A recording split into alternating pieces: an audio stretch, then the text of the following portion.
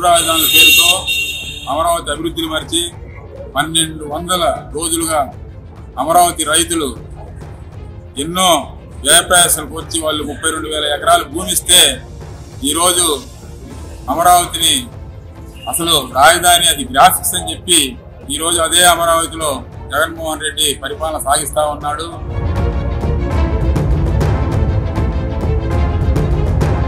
మనందరి ఆంధ్రులకి జీవనాడైనటువంటి పోలవరం ఆ రోజు చంద్రబాబు గారి ప్రభుత్వంలో 80% పూర్తయింది.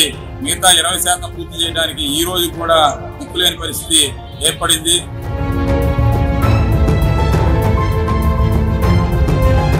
అభివృద్ధి ఎక్కడుంది? టోటల్ గా ఉన్న పరిశ్రమలు కూడా ఈ ప్రభుత్వంలో వెనక్కి వెళ్తా ఉన్నాయి. కొత్తగా ఏ పరిశ్రమలు కూడా తీసుకురాలేదు.